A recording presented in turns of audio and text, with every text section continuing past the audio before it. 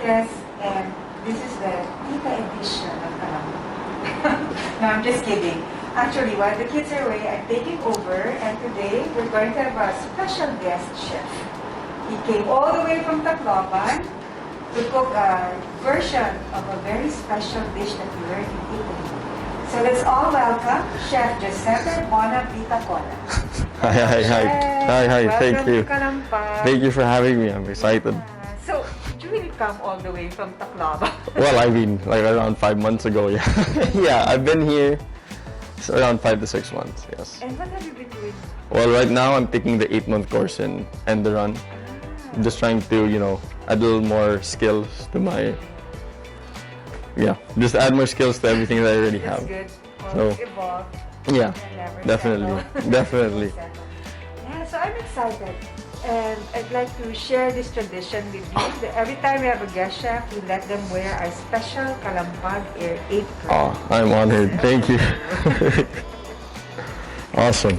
All right. So the recipe we're preparing today is bolognese, which is a meat sauce. But it's a different take because I learned this recipe while I was in Italy.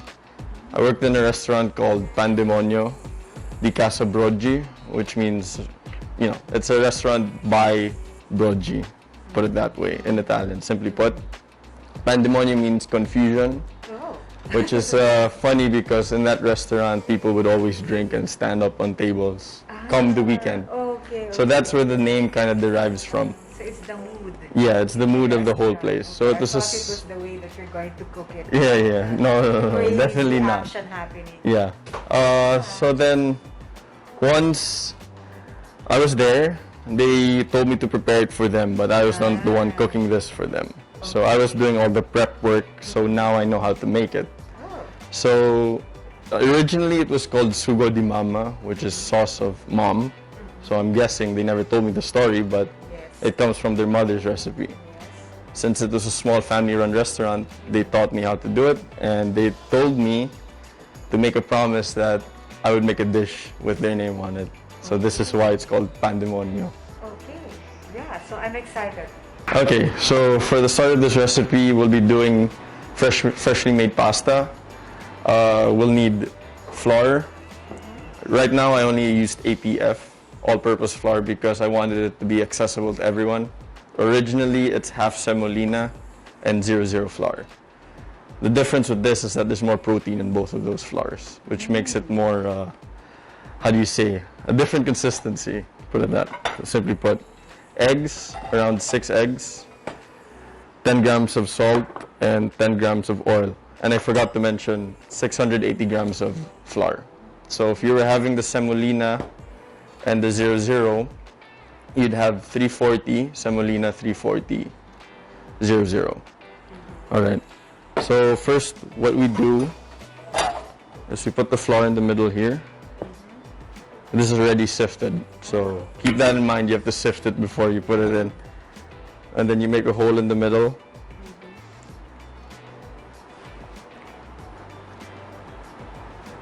And then what we do next is we crack the eggs open individually.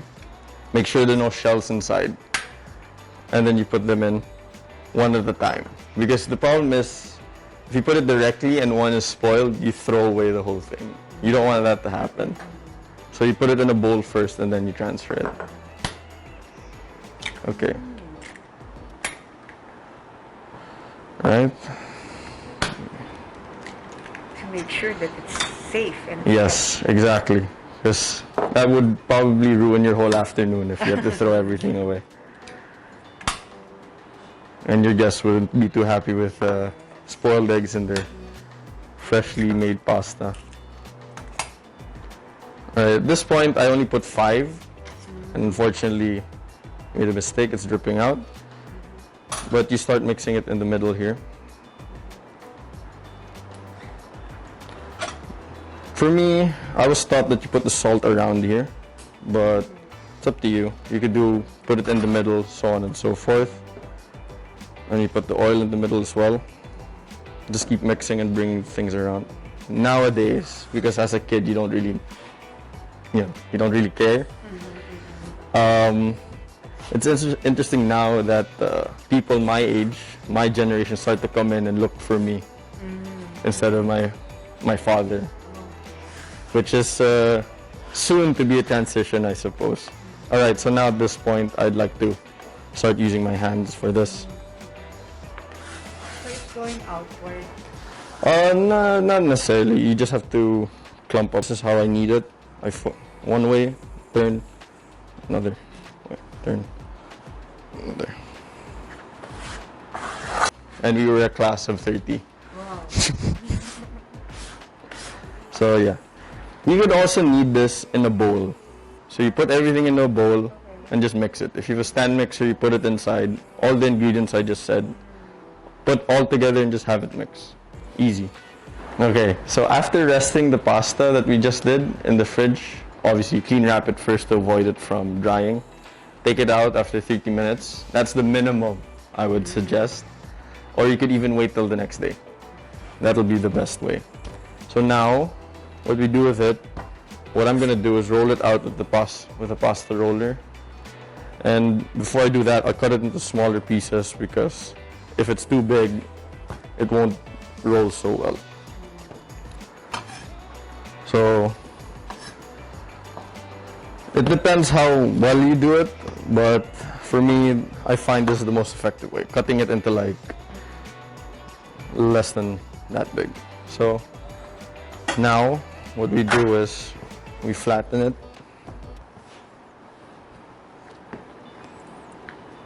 It looks very dense, no? Yes, that's Or whatever. you'll see the consistency later as we eat it. It holds more of a bite. Obviously, because in Italy, you have to cook it al dente. Here in the Philippines, I mean, I grew up here, but I was always taught by my father that it has to be al dente. As opposed to here, you have it super soft and even sweet, which I do enjoy. But yeah, And the ketchup, and Eden cheese. of course. Yeah. Our own version. Okay. Pinoy spaghetti. So now, just slowly roll it. And if you notice that it cracks on the sides, that means you're rolling it too thick or too fast. Either one of the two. It's okay. It starts to roll out. Then give it another roll on the widest number, because you have numbers here and those indicate the thickness. So now once you do that, you fold it again. And now we can start going up the scale. What do you call that gadget? This one is just the pasta machine, they say. Pasta roller manual. Anywhere. Yes, I got this actually on Lazada. Okay. So it's quite easy to it's super easy to get. But obviously, this is a generic one. You could get a nice big one, but they cost around $1,000 or something. And you know, for home purposes, I don't think that's practical.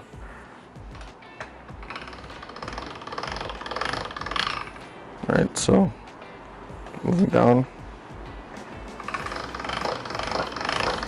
And also, it doesn't have to be, you know, perfectly shaped.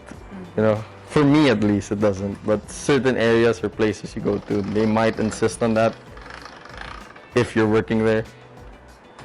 But this is just for the house.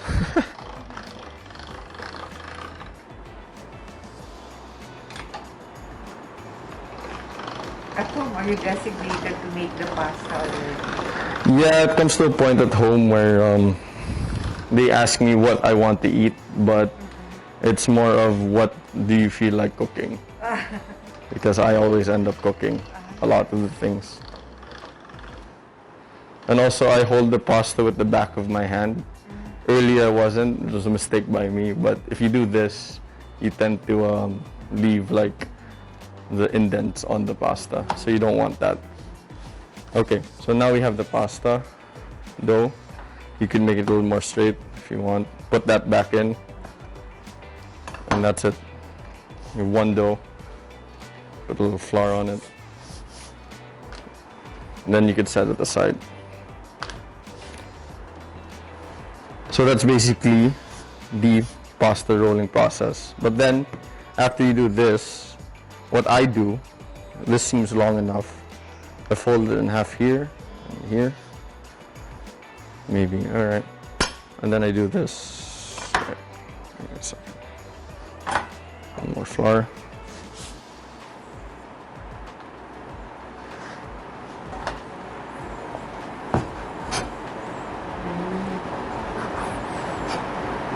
Okay, so the pasta machine comes with already designated cutters like this here. But I'm showing people how to cut it because, you know, maybe you don't have this. Does it have to be of a particular width if you have to cut it? No, you could cut it whatever width you want, to be honest. It's your call on this. And then you do this here. And then now you have the pasta. Okay, now that chef is done making the fresh pasta, he's now going to prepare the vegetables and the rest of the ingredients. Yes. So obviously, first you need to wash everything. Right now we have, just to this demo to you guys, we have celery, carrots, 1 carrot, 1 lemon, and 1 red onion. So I'll be processing them. Let's start with the lemon, the easiest one because we only need the zest, which is the skin outside. So you just have to, if you have a peeler, any peeler.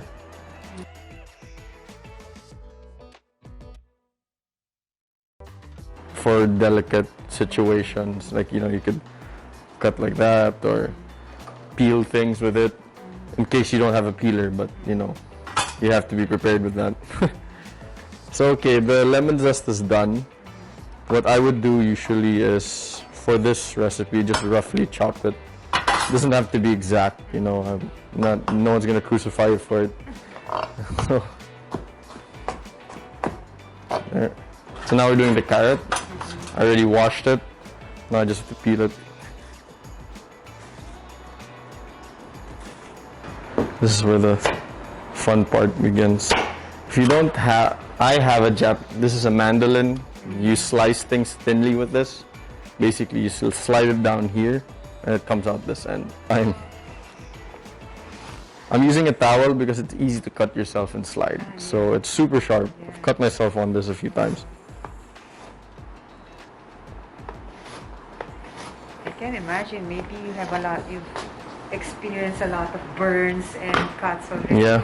Yeah, few guys. Fortunately, there's no close-up on my hands because they're a little bit scarred. Because I know, I just see some chefs, they just touch things straight from the pan. Yeah, it's not that it doesn't hurt, we're just used to it. Yeah, and I'm throwing away the trimmings. I shouldn't, because you could use that for stock or broth. Okay. So ideally, what you want to do in the kitchen is not try to throw the least amount as you can to save money. The celery, it's a bit soft, but anyway, I cut it into smaller, more sizable pieces that I can handle because I'll be peeling it with the peeler to remove all the fibers from outside. So you peel that by doing this here. Hold it. That's the fiber. You want to remove that because of the fad ube, like an ube pandesal kind of thing. And then you have to tell them that it's from a brick oven. Yeah, which makes that's it right. totally different. You have that smoky taste from the breads. No? So yeah, that's where I learned to cook, mostly in the oven at first, which made it hard for me to learn a bit stove cooking because there was no monitoring or regulation. Okay, so now I'm also doing the red onion.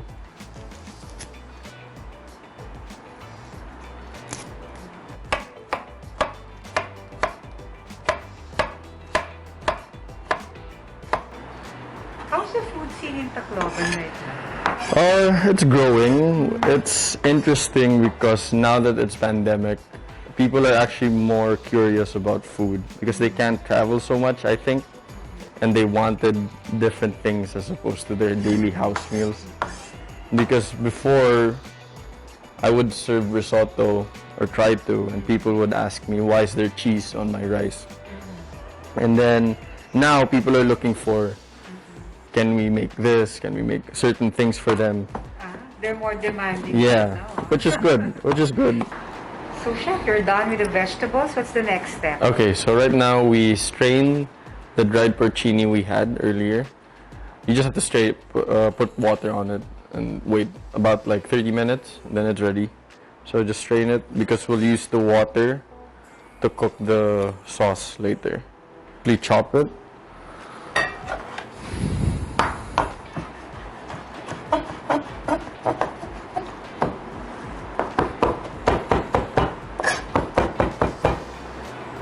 And then next we remove the leaves off the sage and the rosemary that we have, and then roughly chop that as well.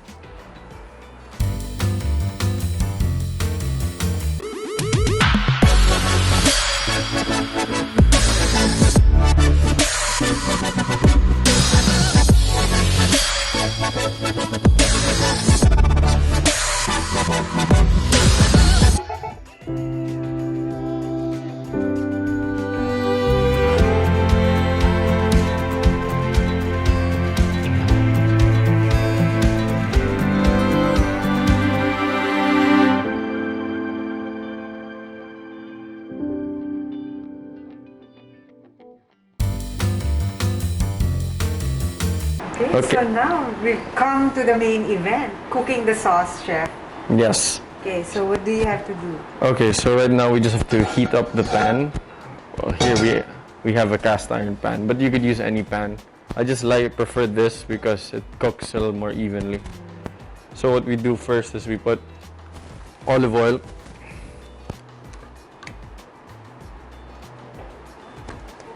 And then we put all the chopped vegetables with the sage and rosemary in to sweat. By sweating, you don't, you could start right away because all you have to do is not brown it. That's what sweating means. Canned tomatoes. You could use regular tomatoes, but you have to peel them and de-seed, so it's a long process. If you want to do that, if you have the time. So I put the beef stock. I have a separate pot here, heating up slowly. And you have to keep it hot all the time, because as you gradually add it, if it's cold, it will stop the cooking process. So you want to keep it continuous. Because if you put something cold, it will just take longer time. It won't cook properly. And yeah. So you'll notice later, once I put the water in, it will keep boiling. Okay. So once this is starting to sweat, it'll be a little more translucent. And that's when I put the mushrooms in. And then the meat.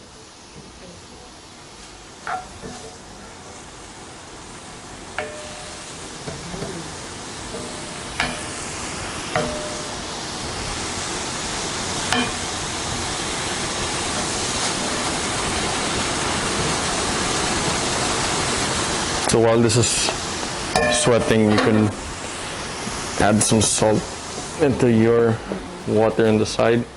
The best way to check is to taste the water. As soon as you taste the salt a bit, it's good. You don't have to add any more. So now, this is here. Alright, so we just have to wait for that. And it's ready. You just have to make sure it doesn't burn at the bottom. But if you notice I cook it on low, it should be okay. You know, for sanitary sake. You don't want to contaminate the food in case you touch something prior.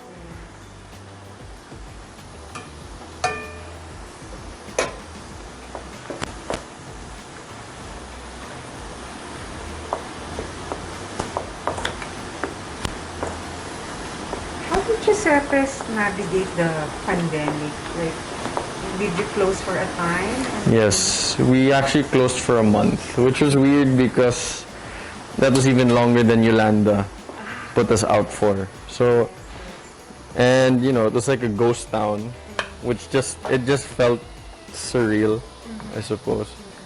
Like we didn't know what was gonna happen or what we could do because no one was out on the street, no one was doing anything. So, yeah. So we navigated by slowly opening up takeouts for pizza first, and then eventually dine-in was allowed, but only at 50%. What we did was we renovated upstairs to, you know, increase customer capacity, but so far it's been picking up. People do want to go out, but people are still very scared. But yeah, as I said earlier, we started doing more on takeouts. That's why we had a lot of cold cuts being ordered, and we became more of a one-stop shop. It's starting to. Now we can add this.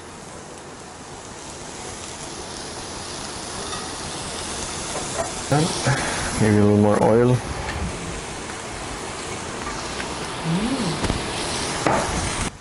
Now I'm gonna add the meat.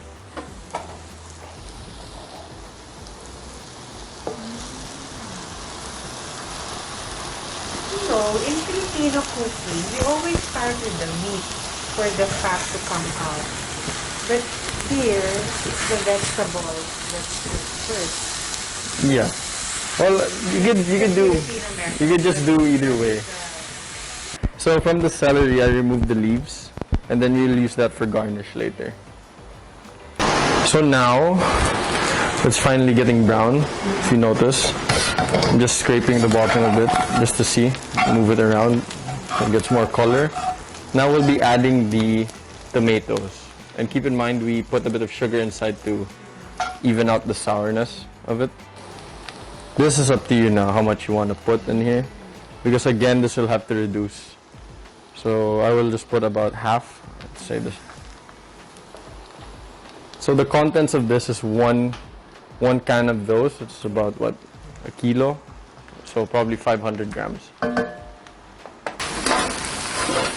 And then at this, if you notice, it's starting to change color of the whole thing. At this point, I can add a bit of the porcini water that we saved, that we strained out.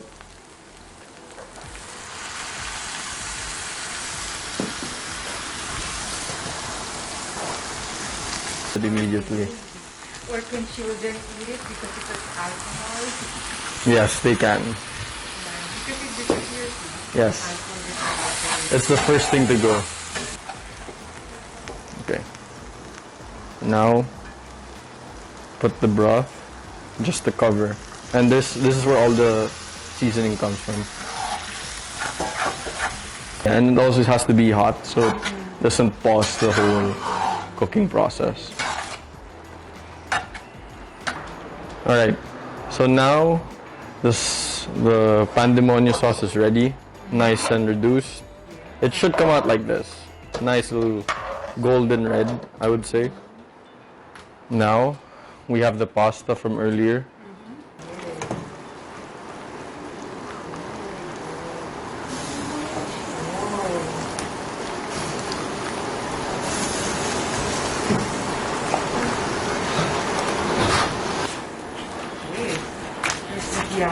Yeah. Took me a while to get that. Just to make a mess everywhere. Alright. I think it's almost done.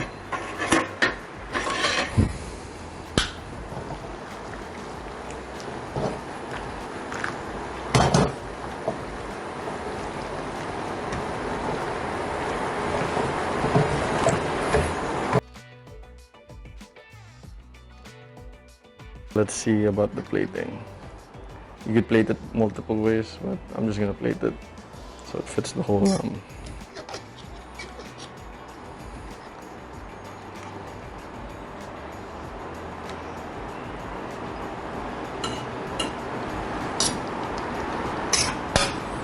Okay.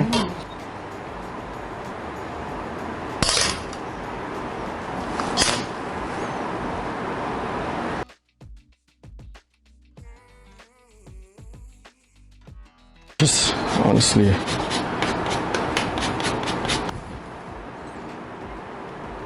Wow. Okay.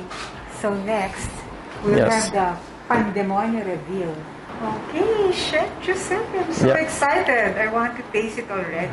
Me as well. Yes. So, mga katribo, this is the Pandemonio reveal. Ayan. More. Let's taste it. Nice.